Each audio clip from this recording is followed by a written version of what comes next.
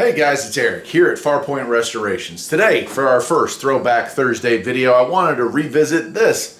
This is my custom-built hutch that I got for my 56-inch US General. This is a Series 2 US General toolbox, and they still don't come with a hutch option. They do have a top box for this in the 72.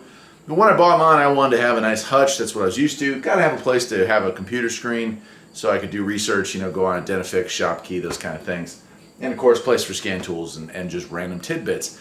I built this, and I'm going to go back in time and show you all a video montage of building this thing. But a lot of people have asked me over the years, they all thought this thing's made out of metal, and it's not. It's actually 3/4 inch plywood and a couple of cut down 2x2s.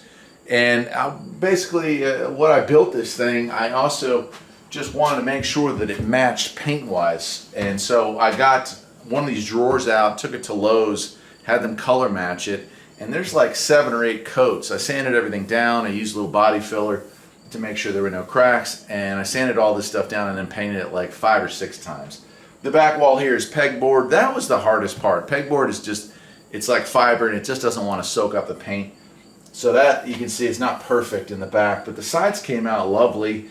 And after, geez, I don't know, 5 years now it's been, it's held up extremely well. The base, as you'll see in the montage, is a piece of aluminum that I had laying out back, or steel, I'm sorry, that it was. Cut it down, put it in there, and these are aluminum side pieces here that I got from Lowe's as well, just held in.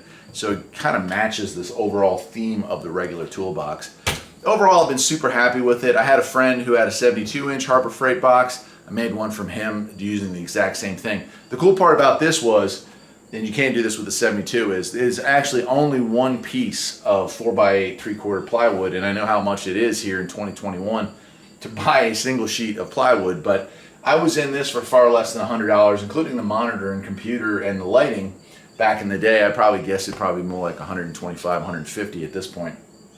But the one sheet of plywood, you cut it down and you had enough for all 3 sides here, and actually a little bit of scrap left over. The single 1 or 2x2 that I used, it was just cut. I cut it diagonally, so I had the triangular piece. I put it in here along the back and along the side, and then I had one piece left over.